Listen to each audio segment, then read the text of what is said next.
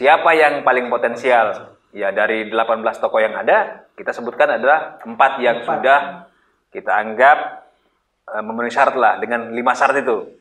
Nah dari keempat ini siapa yang paling potensial? Ya kita menyebutkan. Selamat datang. Biasanya kan di episode-episode sebelumnya, Bang Nasim yang banyak-banyak tanya ke narasumber. Sekarang? Kebalik dong. Kita yang akan bakal banyak tanya ke Bang Naslim. Pastinya tidak lain tidak bukan tentang politik pastinya.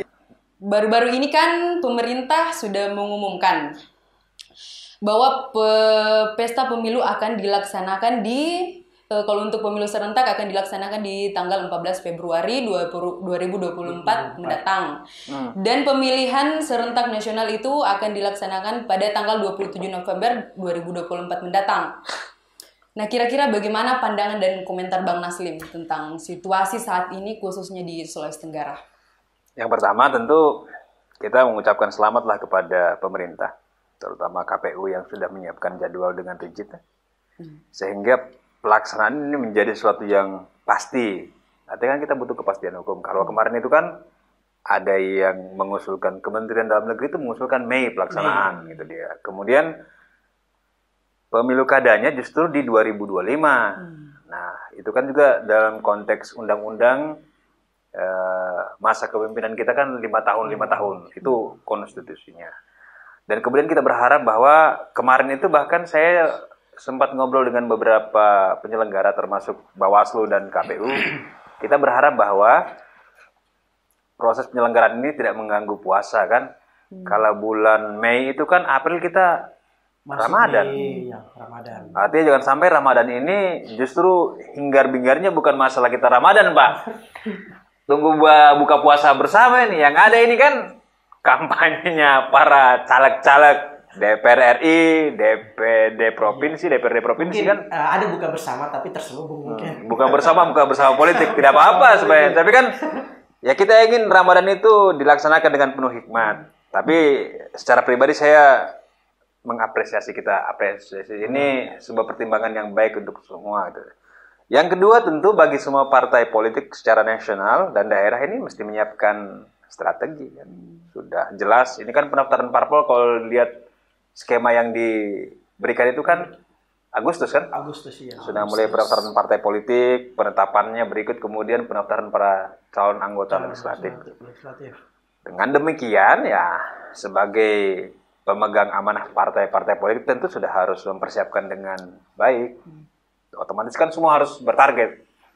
Target 2019 itu apakah naik atau turun ya sangat tergantung dari konsolidasi yang dilakukan gitu dia. Tapi ke semua itu ya kita kembalikan kepada mereka lah. Kalau kita kan tetap akan melihat ini sebagai sesuatu yang positif lah. Di awal tahun 2022, pembahasannya tidak panjang lagi, tidak kemana-mana, sudah ada kesimpulan.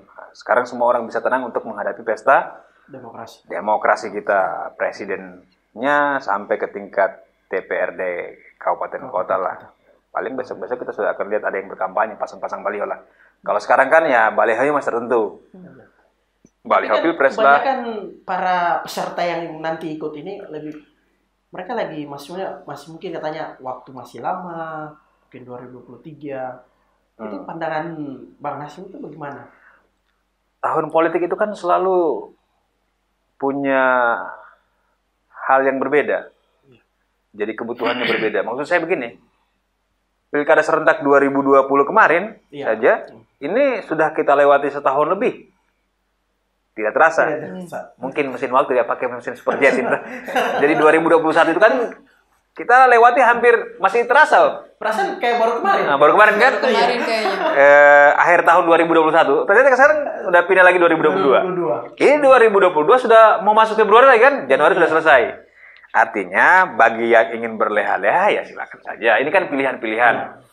Karena dalam politik semua bisa diintervensi. Except kecuali satu hal, waktu. Kalau dia berlalu, Anda selesai. Ya, jadi ini juga pesan bagi semua partai politik dan para caleg, baik kader maupun non-kader untuk mempersiapkan diri lah.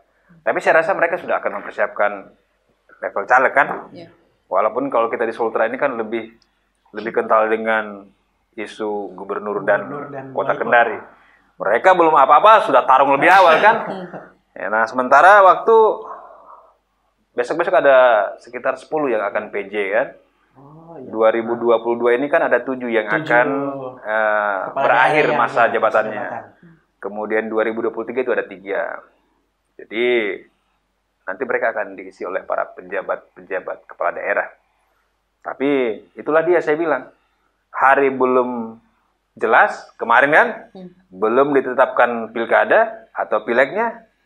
Gubernur Kota Kendari dengan Kota Kendarinya, woi, rame dia punya percakapan dan diskusi kan.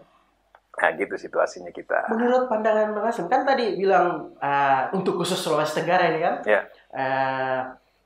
Pilgub sama wali kota Kendari yang maksudnya gencar-gencar ini. Mungkin kita lihat dari pemilihan gubernur. Menurut Bang Naslim itu potensi apa misalnya untuk para calon-calon ini yang berpotensi untuk maju itu menurut pandangan Bang Naslim itu siapa-siapa saja? Kalau kita lihat bakal calon lah kan, sekarang kalau kita lihat masih pada batas tokoh. Kalau saya tidak salah itu kita mengidentifikasi ada sekitar 17 lah di catatan kita itu. Ada Pak Lukman Abu Nawas, terus kemudian Pak Keri Saiful Kongguasa, kemudian ada Pak Bahrim, Pak Rusman Emba, Bahtiar Madat Tuang termasuk, kemudian Pak Ridwan Bae, Pak Rusda Mahmud, termasuk Pak Andi Sumangeruka juga ada, Ibu Tina Nur Alam, Pak Hugua, Pak Amirul Tamim anggota DPD, kemudian Pak Rahman Saleh, Ketua DPR kita kan, kemudian ada Pak Ida yang mantan anggota DPD juga, mantan Ketua Ombudsman juga kalau tidak salah. Tapi dari banyaknya nama dari bakal calon yang akan digadang-gadangkan maju di 2024 nanti, saya rasa dan hanya ada 4 orang yang berani deklarasi, yang berani menyatakan bahwa mereka siap maju di 2024 dan saat ini sudah gencar juga melakukan konsolidasi. Nah, itu pendapat Bang Nasim itu sendiri bagaimana? Kalau saya lihat kan ini beberapa di antaranya apa kita bilangnya? Hanya omong doang, mungkin hanya omong doang. Yang lain cuma omong doang. Nah kalau kita lihat begini, jadi kalau kita klasifikasikan gerakan, kita bicara masalah konteks pilgub ini ya. Jadi sudah ada yang secara terbuka mengeluarkan statement. Ya. Ini ya beberapa lah gitu dia. Bahkan Pak Umar Samiun juga menyampaikan statement akan hadir di pilgub, pentas pilgub. Kemudian Pak Ida, kemudian ada Ibu Nur Hayati, Ketua DPD Hanura kan. Hanura, ya. Pada umumnya mereka menyampaikan gitu dia. Tapi yang melakukan konsolidasi hari ini, pertama dia bikin pernyataan, kita lihat ya, kita klasifikasikan. Kemudian yang kedua dia buat gerakan sosial di masyarakat, gitu dia. Dan dia bikin kegiatan sosial lah, gitu dia. Nah 3 kategori ini yang hanya ada pada 4 tokoh, kan?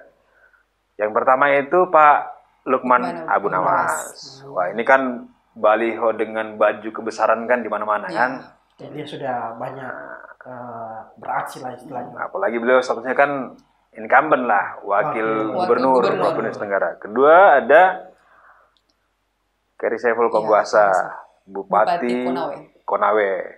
Ini gerakannya luar biasa juga.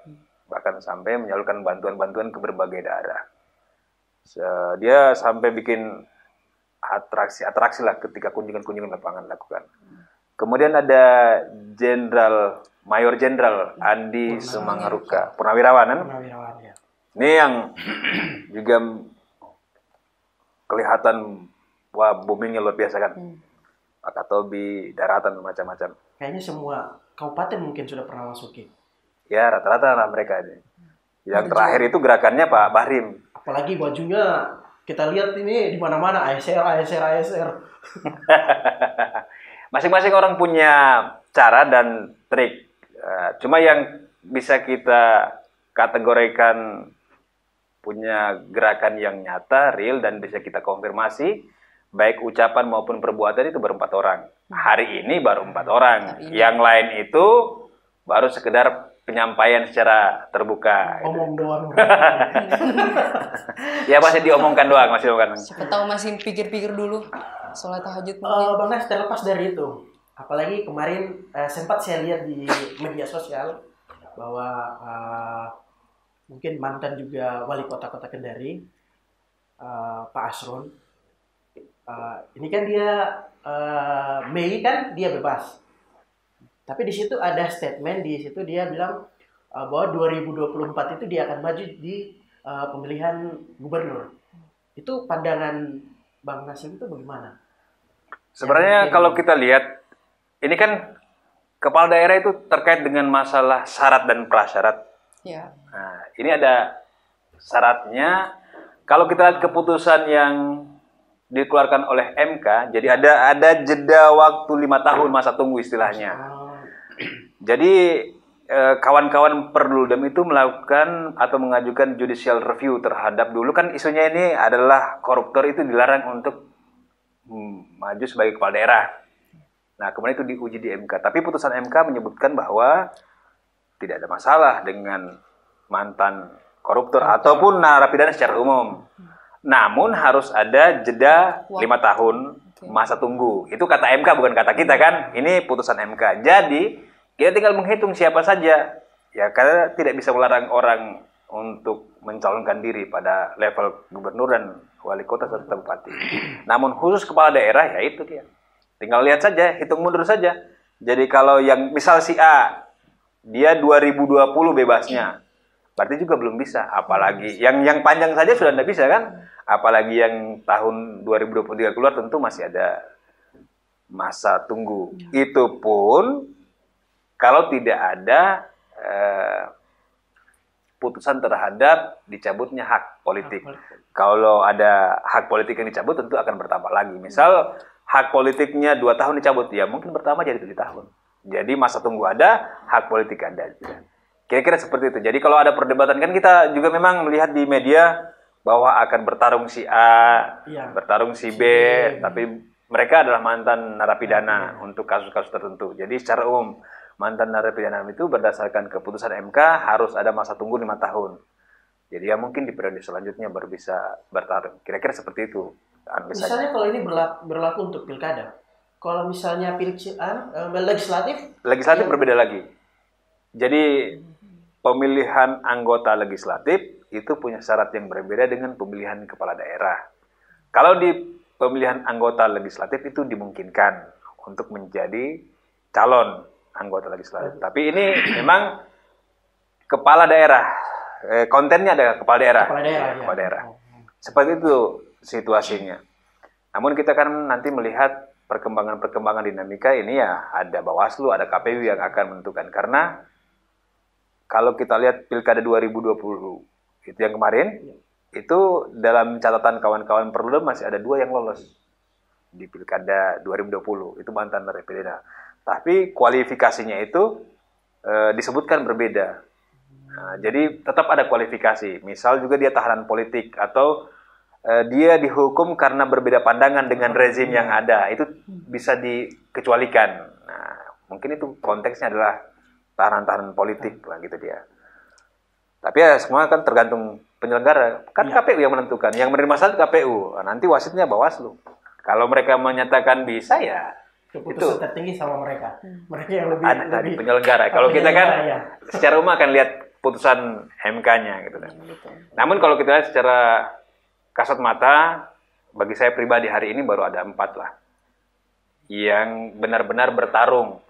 Ya kita tidak bicara besok, lusa, bulan depan atau tahun depan. Tapi hari ini kita baru lihat 4 figur yang bertarung untuk pemilihan gubernur kita.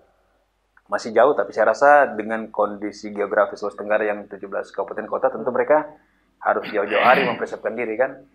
Ya, situasinya kayak begitulah kalau kita di Sulawesi Tenggara. Tapi kira-kira berbicara masalah rekam jejak ini, kira-kira kalau umpamanya bakal calon yang akan maju bertarung di pemilu nanti, kira-kira kalau memiliki kasus atau rekam jejak yang buruk, contohnya seperti ya bisa kita lihat yang di artikel ini, itu kan pernah terjebak dengan kasus korupsi. Nah, kira-kira ini bisa mempengaruhi tidak terhadap performanya nanti di pilkada? Ya kan masyarakat bisa menilai kan. Sekarang kan ini hak ini one man one vote ini kan dikembalikan kepada masyarakat. Artinya kan latar belakang, jejak, karir dan berbagai atribut kehidupan yang dimiliki seorang, latar belakangnya, pendidikan, partai politik atau dunia bisnis itu kan mempengaruhi pilihan pemilih. Tentu kalau secara umum pasti akan berpengaruh lah. Artinya ya kita menitip pesan kepada semua calon-calon mudah-mudahan tidak bermasalah secara hukum, baik itu hukum positif ataupun masalah etika, moral. Ini kan pasti mempengaruhi keterpilihan seseorang. Ini kan kita bicara pilkada kan bicara masalah suka dan tidak suka. Iya, betul, Bos. Pasti kita bicarakan 3 elementari dasar. Yang pertama dia mesti populer dulu. Kedua dia mesti disuka. Ketiga ya dia dipilih lah. Karena untuk meyakinkan satu gadis saja kan satu ini kan. Misal kita suka kepada seseorang. Meyakinkan satu gadis itu sudah diajak nonton lah, traktir makan, apalagi nih banyak yang akan diyakinkan ini kan. Jadi mesti bagus latar belakangnya. Kalau tidak bagus ya saya rasa akan sangat sulit terpilih. Khususnya untuk kita Sulawesi Tenggara lah. Kita kan bukan daerah yang luas lah kan. Bisa menyembunyikan, dia bisa menyembunyikan rekam jejak. Kalau tidak ya apalagi di zaman sekarang. Kita buat masalah sebentar sudah ada di WA, sebentar ada di Facebook, sebentar ada di Instagram. Semua disebarkan ke berbagai media sosial yang ada. Dan itu kan diakses oleh masyarakat yang ada sekarang ini kan. Ya tergantung persiapan masing-masing kandidat lah. Tapi yang jelas ya begitu. Anda berani bertarung ya siap terima konsekuensi dan tanggung jawab kan. Kalau menang tunggu di 2024. Dari pembahasan tadi misalnya 4 calon ini yang kuat. Ya, dari pandangan Bang Naslim, 4 calon ini pasti kan ada istilahnya wakilnya atau apa. Menurut pandangan Bang Naslim, komposisi yang baik itu, maksudnya versi Bang Naslim ini adalah versi The Halal Institute, itu seperti apa? Kalau masalah komposisi nanti kita akan bicara masalah daratan kepulauan. Kita akan ini selalu dari beberapa, misal pilkada 2007 gubernur, ini kan ada pasangan 5 pasangan kalau saya tidak salah. Semua komposisinya daratan kepulauan atau kepulauan dan daratan. Ini versi The Halal Institute. Fakta lapangan. Fakta di lapangan. Jadi selalu saja beriringan antara 2 hal ini. Kita belum pernah temukan konfigurasi calon itu yang dia daratan-daratan atau kepulauan-kepulauan. Itu belum pernah terjadi. Pemenang pilkada gubernur 2007 itu adalah Pak Nur Alam dan Sarel Lasata. Ya daratan, kepulauan. Di pemilu kada 2012 juga sama. Masih mereka kan Pak Nur Alam dan Pak Sarel Lasata. Kemudian itu setelah mereka selesaikan periode yang tahun kemarin 2018 itu ada Pak Ali Masih berpasangan dengan Pak Lukman Abu Nawas. Dibalik lagi komposisinya. Jadi Sulawesi Tenggara ini saat ini selalu itulah komposisi yang terbesar antara daratan dan kepulauan. Tokohnya bisa macam-macam. Kalau hari ini kita belum lihat konfigurasi. Hari ini kan kita baru melihat bahwa yang muncul itu para tokoh-tokoh saja. Ya tokohnya cukup ramai lah. Kalau saya lihat, kalau kita melihat hanya 4, tapi sebenarnya tokohnya banyak lah. Ada Pak Tahdil kan juga, dia Bupati Bombana 2 periode. Ada Pak Safei juga, dia Bupati Kolaka 2 periode. Ini dapil-dapil yang besar gitu kan. Ada Pak Ruksamin juga, Bupati Konawe Utara 2 periode juga. Jadi alumnus yang bertarung di 2024 kelak ini, kalau bukan ketua DPD, ya mantan anggota DPR, mantan Bupati 2 periode, atau juga ketua DPR yang ada. Jadi ini kita cukup kaya lah, banyaklah tokoh-tokoh yang akan bertarung kalau saya lihat. Di catatan kita itu ada sekitar 17 orang. Ini yang kita lihat bahwa mereka punya syarat elektoral untuk maju sebagai bakal calon gubernur. Namun sekali lagi bagi saya baru 4 lah yang kita anggap dia punya determinasi yang kuat dan bisa dilihat lah. Saya bilang, Pak Lukman Abu Nawas, Wakil Gubernur Provinsi Tenggara, kemudian Bupati aktif Konawe, Pak Keri Saiful Konghuasa, terus ada Maijen ya Purnawirawan Andi Sumangruka. Kemudian ada Pak Bahrim. Jadi jenderal juga. Jadi untuk kali ini di Sulawesi Tenggara ada 2 jenderal yang terlibat. Gitu. Satu jenderal Angkatan Darat, satu lagi jenderal Angkatan Udara. Jadi nanti perangnya darat udara ini. Berarti laut belum ini? Nanti kita kekurangan, kalau yang lalu ada. Tapi sekarang itulah kompas yang ada. Itulah situasi kita. Nah, masalah siapa yang akan lebih disuka oleh masyarakat nanti tergantung kita lihat situasinya. Kalau Hafre mau dukung siapa? Kalau secara pribadi untuk saat ini sih masih pasti ada, tapi masih mencari-cari lagi karena di sini para calon-calon ini belum menyatakan juga visi misinya, program apa yang mau disampaikan, terus pasangan yang mana. Di sini cuma sebatas mereka mungkin menyampaikan untuk maju saja sebagai calon gubernur. Kalau Vira gimana? Kita kekurangan calon wanita ya? Kalau perempuan itu ada Ibu Tina, ada Ibu Waudin Nurhayati. Siapa lagi ya kalau perempuan? Kalau setahu saya baru 2 itu saja kayaknya. Nah ini kader wanita ini yang kurang ini. Semua dikuasai oleh kaum pejantan itu dia. Kalau menurut saya tentunya pasti saya sebagai perempuan menginginkan pemimpin perempuan juga, supaya kita bisa membuat terobosan baru lah, masa laki-laki terus perempuan juga dong. Tapi kan tergantung kualitas. Tetap kita inginkan ada wanita lah yang akan memimpin. Tapi kan kalau saya lihat sekarang ini antara lelaki dan perempuan, laki-laki perempuan itu sebenarnya kita berharap ada kepemimpinan dari kaum perempuan. Tapi kan kita punya catatan juga yang bisa digaris bawahi tentang kepemimpinan wanita di Sulawesi Tenggara kan. Baru memimpin tiba-tiba berhadapan dengan hukum. Apalagi ya kasus-kasus yang berhubungan dengan masalah penyalahgunaan kewenangan. Nah itu dia. Tentu kita berharap kan. Tapi memang kiprah wanita kita di Sulawesi Tenggara ini masih saya bilang sedikit. Walaupun di parlemen itu sudah diwajibkan 30% untuk perempuan. Caleg itu mesti perempuan, gitu dia. Dari keempat bakal calon antara Pak Lukman Abu Nawas, Keri Saiful Konghuasa, terus Pak Andi Sumangruka dan yang terakhir itu Pak Bahrim ya. Keempatnya ini kan sudah bahkan kemarin itu sudah ada beberapa yang mendeklarasikan untuk maju, fix maju di 2024. Nah, kira-kira menurut pandangannya Bang Naslim ini dari keempat figur ini, siapa calon yang potensial untuk ini maju memenangkan pertarungan ya? Dari sebenarnya semua ini masih dalam tataran potensi. Jadi sebenarnya 18 tokoh ini masih punya potensi yang sama. Hanya kita nilai kembali begini. Kita lihat dalam kategori pertama dia sudah memberikan pernyataan terbuka. Kita kualifikasi gini ya. Ini semua calon sudah hampir, kecuali beberapa yang kita estimasi saja, kita prediksi mau bertarung seperti Pak Ruksamin kan itu belum ada pernyataan. Bahkan beliau berpikirnya masih mau menyelesaikan masa tugas 2 periode. Pak Safei, Bupati Kolaka itu kita anggap punya potensi. Terus kemudian Pak Surunin Daga 2 periode juga kan. Nah di luar itu kan sudah menyatakan sikap untuk maju. Namun kalau kita lihat empat tahap. Satu, pernyataan terbuka, beberapa di antaranya sudah.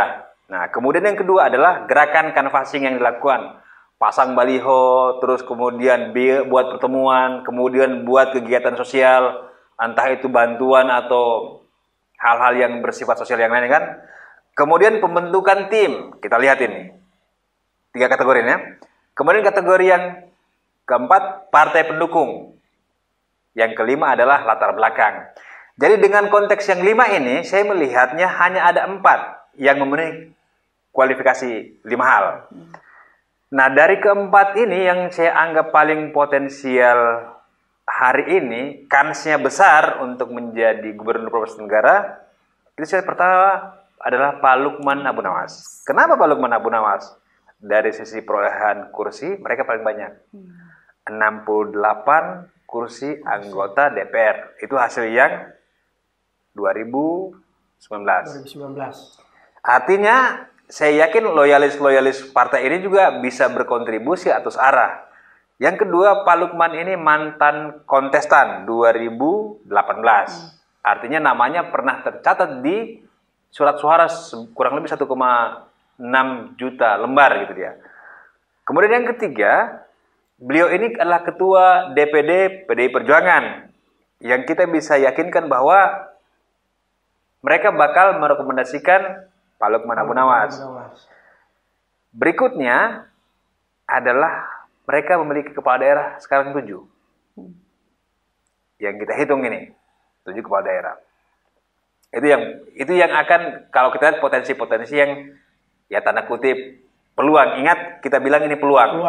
Ini adalah perkiraan, ini bukan kepastian. Ini kita memprediksi berdasarkan hal-hal yang kita anggap mampu mendukung beliau. Kemudian kita bicara masalah Pak Keri Saiful Konghuasa. Beliau ini adalah Bupati Konawe. Bupati Konawe. Dua periode lagi. Nah, kemudian juga saya lihat sudah melakukan gerakan-gerakan secara terstruktur. Betul. Baliho, buat bantuan, ada yang istilahnya apa ya? Istilah kemarin yang disampaikan itu berjuang. Beras, baju dan uang. Bukannya itu Pak ini Andi Sumangerko? Juga sama lakukan ini. Sama ya. Sama. Jadi Pak Keri ini tentu masih harus memikirkan pintu partai yang mana. Tapi kan dia di salah satu kader PAN. Tentu, tapi kan hari ini kita dengar Pak Abdul Rahman Saleh, ketua DPR juga kan menyatukan maju. Artinya kita belum bisa lihat. Kalau Pak Lukman kita bisa nyatakan iyalah, karena kader tunggal. Artinya kader wakil gubernur, kursi daerah mencukupi, kursi DPR mencukupi. Ya. Nah, kalau Pak Keri situasinya agak berbeda. Walaupun dia kader PAN, dia bukan pemegang kebijakan, dia bukan ketua DPD. Tentu masalah lobby kita tidak ragukan. Ya. Tapi kalau ke Golkar ada Pak Ridwan Bai. Kalau katakan sekarang pindah ke Gerindra sudah ada calon yang digadang-gadang. Tanda kutip katanya Pak Andi Sumangeruka, Majen itu. Kemudian kalau pindah ke Nasdem masih ada Ibu Tina di sana. Masih ada beberapa figur lain yang bisa digadang-gadang maju sebagai calon gubernur. Kalau di Nasdem itu beberapa yang tersebut ada Ibu Tina, ada Pak Raji Untumada, juga ada mantan Bupati Kolaka Timur Pak Tony Herbiansa.